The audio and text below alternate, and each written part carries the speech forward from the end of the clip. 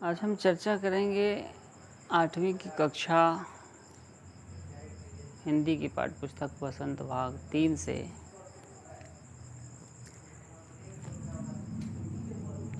सातवां अध्याय शीर्षक है क्या निराश हुआ जाए, के रचनाकार है हजारी प्रसाद द्विवेदी जी। ये जो रचना है ये विधा है निबंध, और इस निबंध में ये दर्शाया गया है कि व्यक्ति के बीच जो इन समाचार पत्रों के द्वारा या फिर इन दूरदर्शनों के माध्यम से जो समाज में, देश में या विदेश में जो भी घटनाएं घट रही हैं उनकी जो उन्हें जानकारी मिलती है, व्यक्ति उसी पर विश्वास करने लगता है।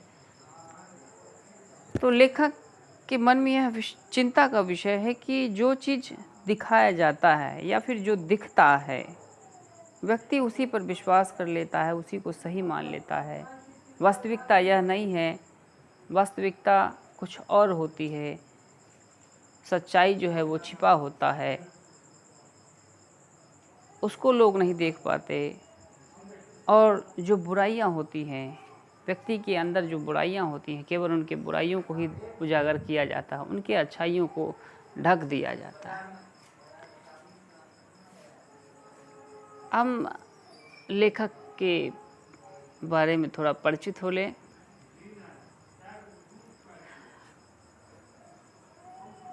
आचार्य हजारी प्रसाद द्विवेदी का जन्म 20 अगस्त सन 1907 ईस्वी में बलिया जिले के दुबे का छपड़ा नामक ग्राम में हुआ। इनके पिता अनमोल दुबे तथा माता ज्योति कली देवी थी। इनकी जो प्रारंभिक शिक्षा है वो गांव में ही हुई, और शिक्षा का जो प्रारंभ था वो संस्कृत से हुआ।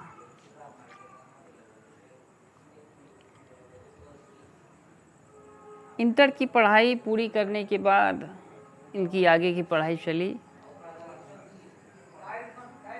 काशी हिंदू विश्वविद्यालय, जो वर्तमान में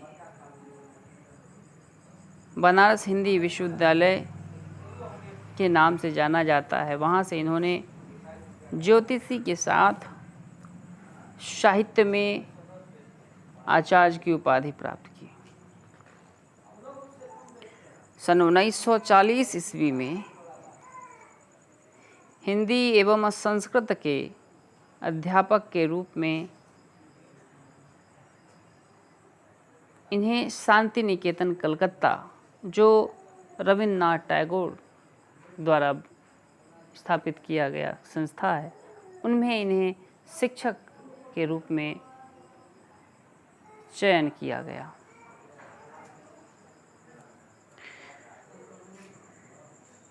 यहाँ रविन्द्रनाथ टैगोर से के संपर्क में आने के बाद ये उनके विचारधारा से काफ़ी प्रभावित हुए,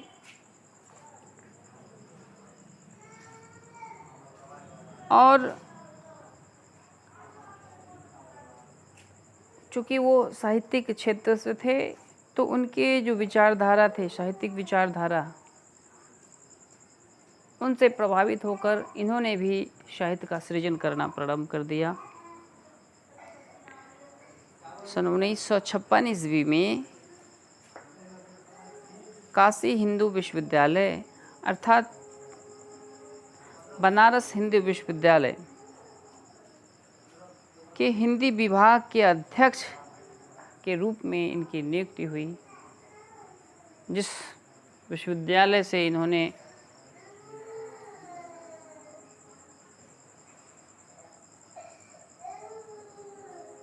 ज्योतिष और साहित्य के आचार्य की पढ़ाई की थी। आज उसी विश्वविद्यालय में इन्हें हिंदी विभाग के अध्यक्ष के रूप में चयन किया गया।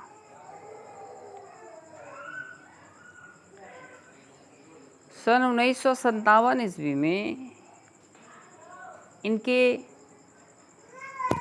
साहित्यिक रचना को देखते हुए, साहित्यिक क्षेत्र में इनके योगदान को देखते हुए भारत सरकार ने इन्हें पद्म भूषण सम्मान से, पद्म भूषण उपाधि से इन्हें सम्मानित किया गया।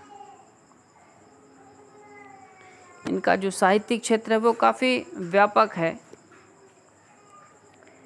बचपन से ही इन्हें पढ़ने लिखने में काफ़ी रुचि थी और ख़ास करके कविता लिखने में इन्हें बहुत रुचि थी। और उसी समय से व्योम के शास्त्री के संपर्क में आए और उनके सानिध्य में रहकर उन्होंने कविता लिखने की कला को सीखा और वहाँ से प्रारंभ किया।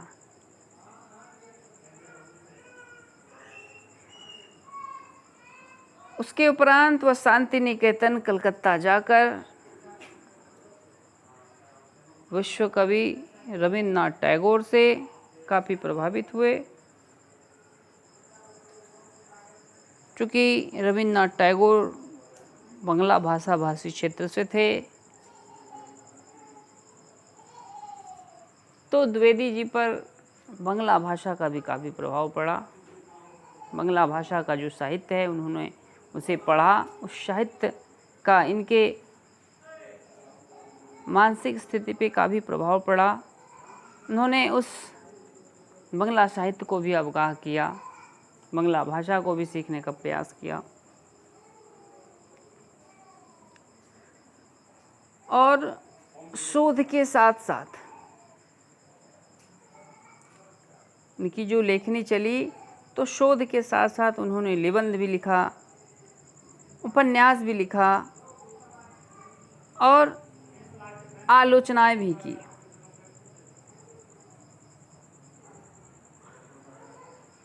बहुत सारी विधाओं में ये लिखते थे, लेकिन कोई एक क्षेत्र होता है जो किसी व्यक्ति को उसकी उस विशेष कला के लिए ख्याति दिलाता है। तो साहित्यिक क्षेत्र में द्विवेदी जी को उसके निबंध विधा ने उन्हें यह ख्याति दिलाया और निबंध रचना के लिए वे हिंदी साहित्यिक जगत में अद्वितीय माने जाने लगे।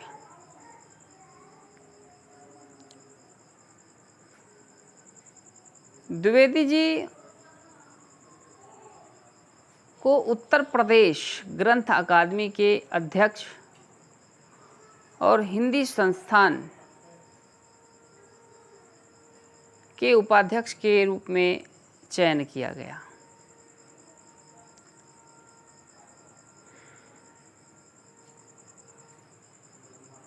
सूर साहित्य पर इंदौर साहित्य समिति ने इन्हें स्वर्ण पदक से सम्मानित किया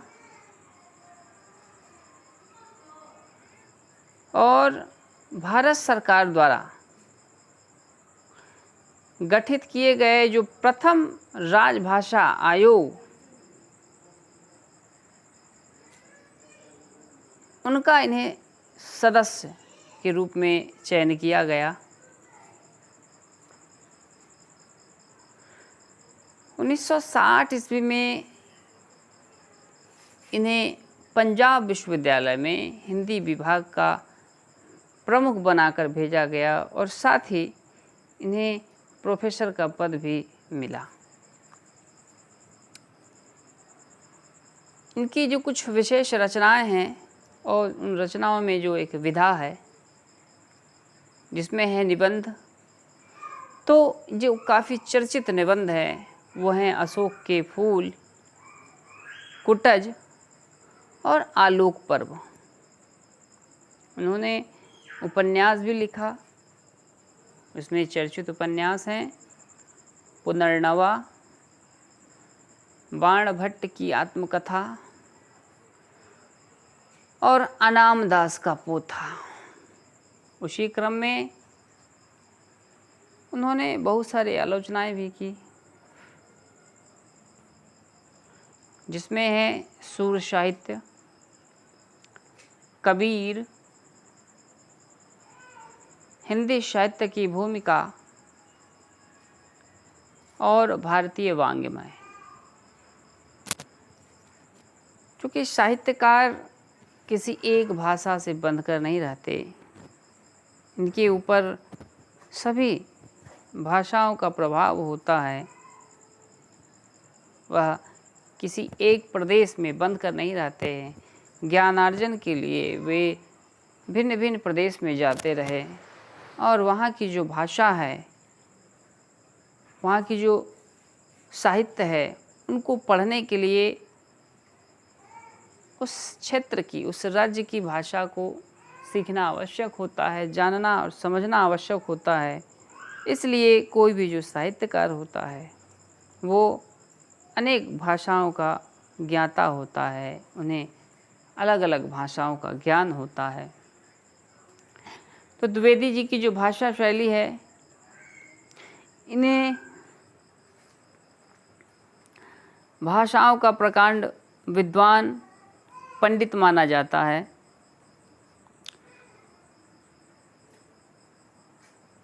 इनकी रचनाओं में संस्कृतनिष्ठ शब्द,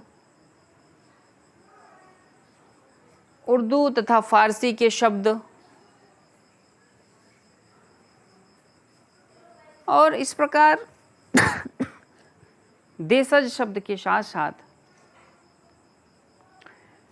अंग्रेजी जैसे बहुत ऐसे विदेशज शब्द हैं जिनका समायोजन इनकी रचनाओं में देखने को मिलता है।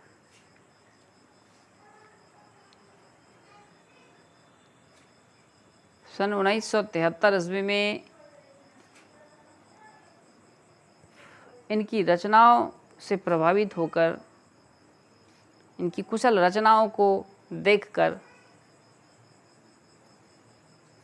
इन्हें साहित्य अकादमी पुरस्कार से सम्मानित किया गया।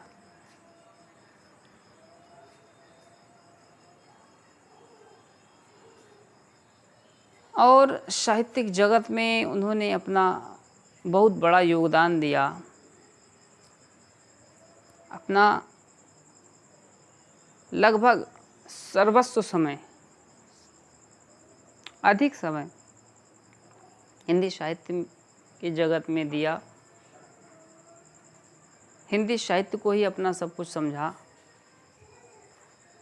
और अंतिम क्षण में 19 मई सन 1979 ईस्वी में इस महान साहित्यकार ने अपने शरीर का परित्याग किया। इनके किए गए साहित्यिक कार्यों के लिए हिंदी साहित्य जगत हमेशा के लिए इनका ऋणी रहेगा। और इन्हीं की देन है कि साहित्यिक जगत में अलग अलग विधाओं में लोग रचना पढ़ने लगे, सीखने लगे और करने लगे। हम चर्चा करेंगे अब पाठ से।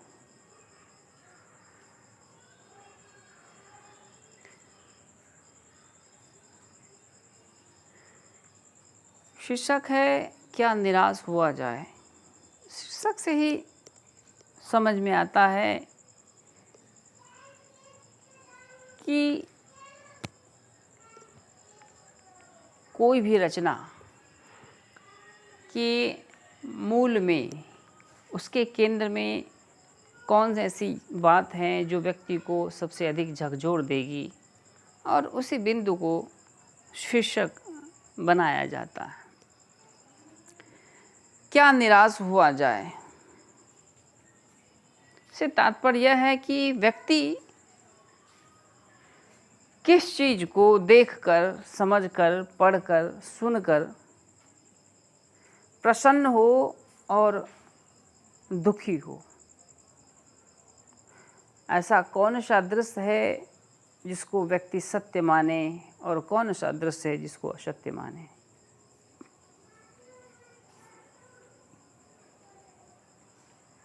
समाज में जो कुरीतियाँ फैल रही है, जो बाह्याडंबर चल रहा है, व्यक्ति के साथ जो दुर्व्यवहार हो रहा है, गैर बराबरी का जो सिलसिला चल रहा है, पर्दे के सामने कुछ और होता है और पर्दे के पीछे कुछ और होता है, दिखाया कुछ और जा रहा है, बेचा कुछ और जा रहा है,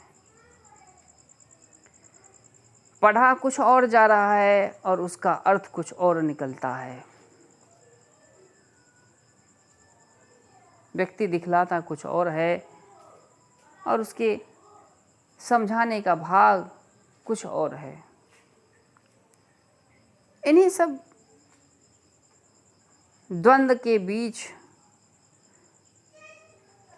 लेखक यह स्पष्ट नहीं कर पाते हैं कि आखिर सच्चाई क्या है। और इस प्रकार का जो ये अंधकार है समाज में, जो ये विडंबना है, उसके कारण लेखक काफ़ी निराश हो जाता है। इसलिए वो कहते हैं कि मेरा मन कभी कभी बैठ जाता है, अर्थात दुखी हो जाता है, कुंठित हो जाता है, निराश हो जाता है। समाचार पत्रों में ठगी, डकैती, चोरी, तस्करी और भ्रष्टाचार के समाचार भरे रहते हैं। ये कोई कहने वाली बात नहीं है। आए दिन, प्रत्येक दिन हम दिन दुनिया की खबर जानने के लिए या तो हम समाचार पत्र को पढ़ते हैं या फिर दूरदर्शन पर हम प्रत्येक खबर को जानने का प्रयास करते हैं, उन्हें चालू करते हैं और उसको समझने के लिए बैठ जाते हैं। सुबह सो के उठते हैं, हम अखबार में लिप्त हो जाते हैं। सुबह सो के उठते हैं, बिस्तर पर ही टीवी चालू करके, रेडियो चालू करके दिन दुनिया की खबर जानने का प्रयास करते हैं। और हमारी नींद भी नहीं अच्छे से खुली होती है, हमारी खुमारी भी अच्छे से नहीं हटी होती है कि एक दूसरा जो निराशा है, एक दूसरा जो आपत्तिजनक प्रभाव है, वो हमारे मानसिक पटल पर चढ़ जाता है। पूरी तरह से हमारे शरीर का जो आलस्य है, वो निद्रा का जो आलस्य है, वो गया भी नहीं होता है कि एक दूसरी निद्रा हमारे ऊपर नकारात्मक जो सोच है, नकारात्मक जो विचार है, समाज में जो फैली गलत गतिविधियां हैं, जो कुरीतियां हैं, उसका प्रहार हमारे ऊपर, हमारे मानसिक पटल पर हो जाता है। तो इस प्रकार के जो भ्रष्टाचार हैं, जो चोरी है, डकैती है, कहाँ लूटपाट हुआ, कहाँ किसने किसको धन के लिए मारा, ज़मीन के लिए मारा, व्यक्तिगत किसी झगड़ा से किसी का कत्ल किया, ये सारी की सारी खबरें अखबार में मुख्य पृष्ठ पर ही देखने को मिलता है। और इससे पढ़कर, इसे जानकर हमारे भावनाओं को काफ़ी ठेस पहुंचता है, हम काफ़ी आहत होते हैं, दुखी होते हैं। तो जो हमें यह दूरदर्शन या पत्राचार के माध्यम से दिखाया जाता, हम उसी पर विश्वास करने लगते हैं और यही हमारे दुख का कारण भी होता है। यह सबसे बड़ी विडंबना है। यह प्रश्न है हम बुद्धिजीवियों के लिए कि क्या जो चीज़ हमारे सामने परोसा जाता है, क्या वास्तव में वही सत्य है, या फिर जो व्यक्ति सफ़ेद पोशाक में है, क्या वास्तव में वो, उनका आचरण, उनके व्यक्तित्व उन्हीं सफ़ेद पोशाक की तरह साफ हैं, धुले हैं, स्वच्छ हैं। यही हमें समझने की बात है। और यह जो विचार है, ये कोई अखबार, समाचार पत्र, रेडियो या फिर दूरदर्शन हमें नहीं दे सकता। ये विचारधारा हमारे मन में स्वतः उत्पन्न करना होगा। समाज में जो गतिविधियाँ चल रही है, समाज में जो व्यक्ति एक दूसरे के साथ व्यवहार करता है, उसे हमें परखना होगा, पढ़ना होगा। इसका ज्ञान पुस्तकीय अध्ययन से नहीं होता है। आरोप प्रत्यारोप का कुछ ऐसा वातावरण बन गया है कि लगता है देश में कोई ईमानदार आदमी ही नहीं रह गया। व्यक्ति हमेशा किसी न किसी अपराध का कारण दूसरे व्यक्ति को सौंपता है। उसे ऐसा लगता है कि ये जो बड़ा सा बड़ा अपराध है या कोई भी जो गलतियां हैं वह किसी दूसरे व्यक्ति के द्वारा किया गया है। वह अपने अंदर कभी नहीं झांक के देखता है। या फिर कोई व्यक्ति अगर कोई कार्य करता है तो ये स्वाभाविक है। जब हम चलेंगे तो रास्ते में बहुत सारी बाधाएं आती हैं, हम गिर भी सकते हैं, हमें चोट भी लगती है। तो व्यक्ति यह नहीं देखता है कि जो व्यक्ति चलना सीखा है या फिर जो चलने का प्रयास करता है वही गिरता है। वह केवल यह देखता है कि वो केवल गिरा है। उसके अंदर का जो नकारात्मक भाव है उसने केवल उसको उजागर किया है, उसको दर्शाया है, लोगों तक अखबार के माध्यम से या दूरदर्शन के माध्यम से प्रचार प्रसार करने का काम किया है। और उसके इसी भावना को, एक पक्षीय जो भावना है, जो दृश्य है, उसको देखकर व्यक्ति उसी पर विश्वास करने लगता है। और इस प्रकार लोगों को अपने समाज में, देश में या पूरे वातावरण में ऐसा लगता है कि सारा का सारा जो वातावरण है वो दूषित हो चुका है। समाज जो है वो दूषित हो चुका है। अच्छे लोगों का अभाव है, ईमानदार लोग है नहीं, सच्चाई समाप्त हो चुकी है। अब उन्हीं का राज है जो झूठ बोल सकते हैं, जो चोरी कर सकते हैं, जो किसी का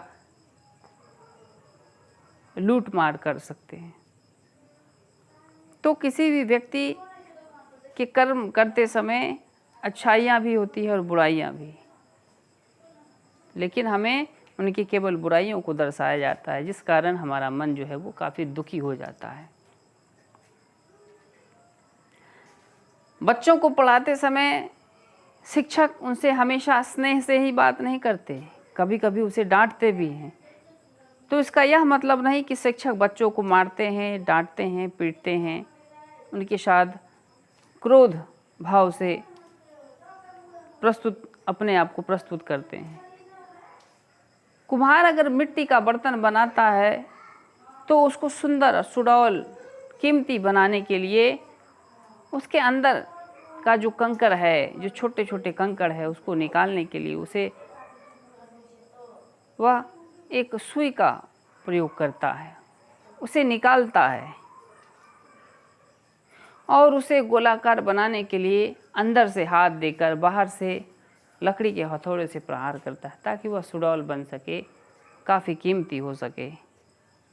तो बहुत सारे व्यक्ति उसके केवल इसी बाह्य रूप को देखते हैं कि वह हथौड़ा लेके मारता है, लेकिन उसको इस चीज़ का ज्ञान नहीं है कि हथौड़ा से मारने का के पीछे उसका मूल अभिप्राय क्या है, मूल उद्देश्य क्या है। वो इसलिए प्रहार करते हैं ताकि वो सुंदर बने, कीमती बने, मूल्यवान बने। और शिक्षक या जो भी हमारे अभिभावक होते हैं, चिंतक होते हैं, शुभचिंतक होते हैं, वो हमारे घर के छोटे या किसी भी व्यक्ति को जो डांटते हैं, डपटते हैं या कुछ भी कहते हैं तो उसके व्यक्तित्व के निखार के लिए, लेकिन हमें प्रस्तुत किया जाता है केवल उनके डांट फटकार को, केवल उस कुम्हार के द्वारा चलाए गए बाहर हथौड़ा को। वह उसके गुणों के बारे में चर्चा नहीं करते हैं। और यही सब कारण है कि हम उस पर विश्वास कर लेते हैं और जो ईमानदार व्यक्ति है उसके प्रति भी हमारी जो भावनाएं है वो नकारात्मक हो जाती है और हम दुखी हो जाते हैं। हम काफ़ी निराश हो जाते हैं कि समाज में सब जो है भ्रष्ट हो चुका है, पूरा का पूरा समाज जो है वो दूषित हो चुका है। तो हमें इस पर विचार करने की आवश्यकता है या सोचने की आवश्यकता है कि किसी के दिखाए गए जो बाह्य रूप है या जो एक पक्षीय है, क्या हमें उस पर विश्वास करना चाहिए या फिर उसका अवलोकन भी करना चाहिए, उसके दोनों पहलुओं को देखना चाहिए। ये एक बुद्धिजीवी और प्रत्येक मनुष्य का यह दायित्व तो बनता है कि व्यक्ति के गुण और अवगुण दोनों का अवलोकन करें, तभी जाके हम एक सही निर्णय ले सकते हैं। हर व्यक्ति संदेह की दृष्टि से देखा जा रहा है। जो जितने ही ऊंचे पद पे हैं उनमें उतने ही अधिक दोष दिखाई जाते हैं। हर व्यक्ति को, समाज का हर, चाहे वो गरीब हो, चाहे अमीर हो, चाहे वो दुर्बल हो या फिर वो काफ़ी शक्तिशाली हो, प्रत्येक व्यक्ति के अंदर की जो बुराई है केवल उस बुराई को ही दिखाया जाता है, जिस कारण जो समाज का अधिकांश वर्ग है, व्यक्ति है, समूह है, वो मनुष्य के नज़र में नकारात्मक है, दुराचारी है, दुर्व्यवहारी है, भ्रष्टाचारी है। वह उसे संदेह की नज़र से देखता है कि पता नहीं यह व्यक्ति वास्तव में ऐसा है या नहीं, यह समाज के लिए क्या सोचता है, या हमारे लिए क्या सोचता है, या अपने परिवार के लिए क्या सोचता है, यह स्वार्थी है। और ज़्यादातर यह देखने को मिलता है कि जो व्यक्ति जितने ऊंचे पद पे होते हैं लोग उन्हें उतना भ्रष्ट समझते हैं। लेखक के अनुसार यह तय नहीं है कि जो व्यक्ति ऊंचे पद पे हैं वो भ्रष्ट ही होंगे, इस पे विचार करने की आवश्यकता है। जो जनप्रतिनिधि होते हैं उनका जो पद होता है वो सफ़ेद पोशाक पहने रहते हैं, लेकिन उनके अंदर का जो विचार होता है वो कुछ और ही होता है। वो हमेशा जो आम नागरिक है, जो आम आवाम है, जो जनता है, ऐसा ये आवश्यक नहीं कि उनकी इच्छाओं की वो पूर्ति करता है। उनका जो अधिकार है वो उनके अधिकार को दिलाता है। अधिकांशतः यह देखने को मिलता है कि जो भी जनप्रतिनिधि हैं, किसी भी क्षेत्र के जनप्रतिनिधि हैं, वो अधिकांशतः अशिक्षित होते हैं या कम शिक्षित होते हैं, और यही अशिक्षित होने का जो एक प्रभाव है वह समाज में फैलता है। वह किन्हीं की पीड़ाओं को अपनी पीड़ा नहीं समझते, किन्हीं की भूख को अपना भूख नहीं समझते, क्योंकि उन्हें सभी प्रकार का सुख ऐश्वर्य प्राप्त होता है। इसीलिए हम कह सकते हैं कि जो व्यक्ति इस तरह के पद वाले व्यक्ति जो जितना ऊंचा पद ग्रहण किए रहते हैं उनके अंदर उतना ही बुराइयां भरी होती, वो उतना ही अधिक भ्रष्ट होते हैं। लेकिन वहीं हम दूसरी क्षेत्र में देखेंगे तो जो साहित्यिक क्षेत्र से हो, जो शिक्षित समाज से हो, जो शिक्षित पद से हो, उन शिक्षित पदों में जो सबसे ऊंचे स्तर का व्यक्ति होता है उसके अंदर यह आवश्यक नहीं है कि पूरी की पूरी बुराइयां ही भरी हो। अंशतः कुछ ही अंश ऐसे होते हैं जिनमें शिक्षा और विचार का अभाव होने के कारण वह लोगों के लिए विचार नहीं कर पाते हैं, उनके सही और गलत के लिए सोच नहीं सकते हैं। लेकिन अधिकांशतः ऐसे होते हैं जो समाज के कल्याण के लिए करते हैं। अगर शिक्षक है तो हमेशा बच्चों के अंदर का जो एक व्यक्तित्व है उसको निखारता है। उसके अंदर का जो प्रकाश है स्वयं दीपक जल बनकर, स्वयं दीपक की भांति जलकर उसके अंदर के प्रकाश अंधकार को दूर भगाता है और उसे प्रकाशित करता है। उसके अंदर के अज्ञान को दूर भगाता है और उसे ज्ञान से भर देता है। तो इस प्रकार शैक्षणिक क्षेत्र में बहुत सारे ऐसे पद हैं जो मानव जीवन के कल्याण के लिए है, उनके हितों के लिए है। इसलिए यह आवश्यक नहीं कि जो जितने पद पे, ऊंचे पद पे हैं, वह उतना अधिक दोषी होगा, भ्रष्ट होगा। ऐसा होता भी है और नहीं भी होता। तो इन दोनों पहलुओं को हमें देखना चाहिए। व्यक्ति के अंदर का जो स्वभाव है, उसके जो दोनों पहलू हैं, गुण और अवगुण, कर्म करते समय जो उनके अच्छाइयाँ और बुराइयाँ जो दोनों सामने आती हैं, कौन उसमें ज़्यादा प्रभावशाली होता है, उस पे ध्यान देने की बात है।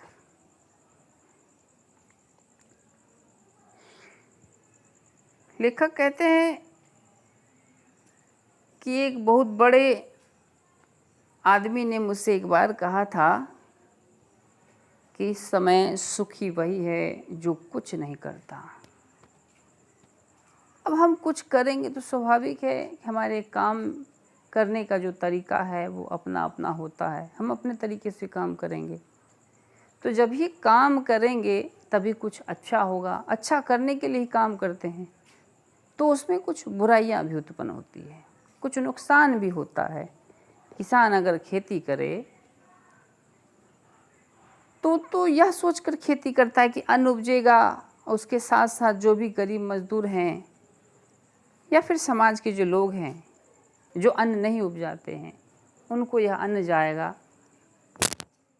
और उस अन्न से वह उसकी भूख मिटेगी, वह जीवित रहेगा। और उस अन्न पे बहुत सारे ऐसे प्राणी हैं जो जंगली छोटे मोटे कीड़े मकोड़े हैं, वो सब उस पे आश्रित होते हैं। तो वह तो यह सोचकर अन्न उपजाने का प्रयास करता है और उपजाता है। लेकिन उस क्रम में क्या होता है, सिंचाई करते समय बहुत सारे ऐसे कीड़े मकोड़े हैं जो ज़मीन के अंदर होते हैं, जिसे वह देख नहीं पाता है। और हल चलाते समय, उसकी सिंचाई करते समय, कटाई करते समय और बुआई करते समय बहुत सारे ऐसे अनगिनत प्राणी हैं, कीड़े मकोड़े हैं जो कट जाते हैं, उसके प्राण चले जाते हैं। तो ये बुराई है। लेकिन व्यक्ति करना चाहता कुछ और है और उसके साथ साथ उससे कुछ और हो जाता है।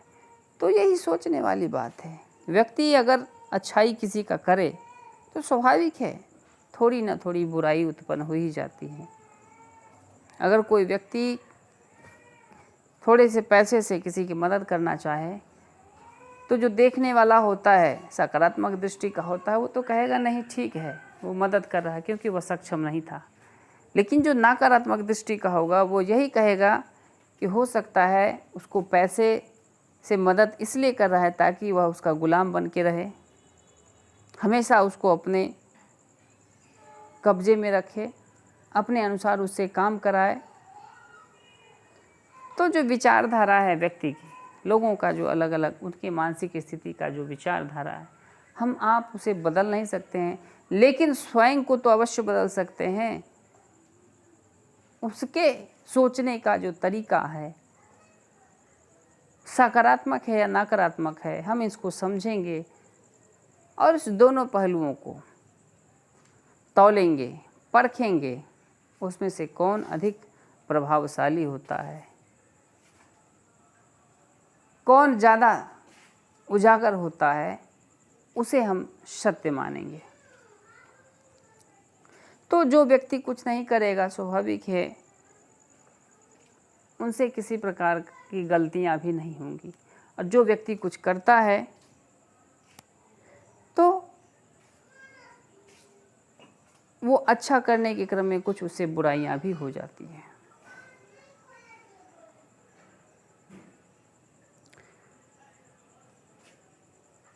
और जो कुछ भी करेगा उसमें लोग दोष खोजने लगते हैं,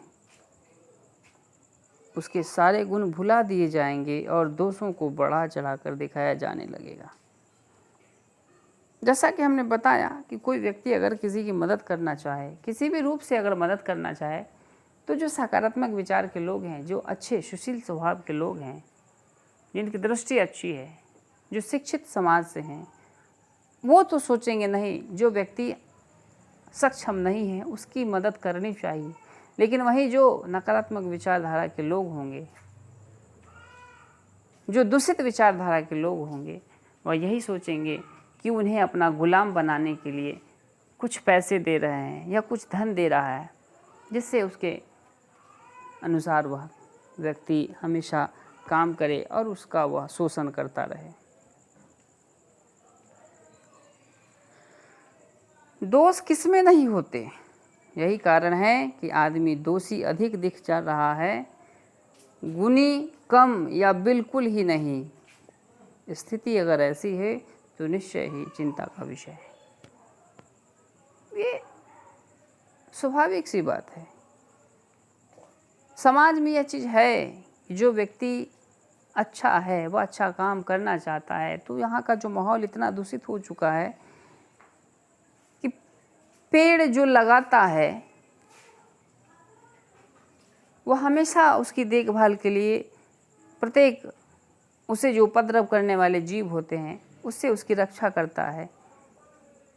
तो उसने तो पेड़ को लगाया ताकि पेड़ से फल हो, वातावरण का जो हवा है वो स्वच्छ हो, आने वाले समय में पत्ते, टहनी, लकड़ी हमें प्राप्त हो। लेकिन उसे जो नुकसान पहुंचाना चाहता है वह व्यक्ति उससे बैर करता है कि एक पेड़ के कारण किसी व्यक्ति से झगड़ लेता है, एक पेड़ के कारण किसी पशु को मार के भगा देता है। तो उसके मन में देखिए किस प्रकार की गलत विचारधारा है, नकारात्मक विचारधारा है।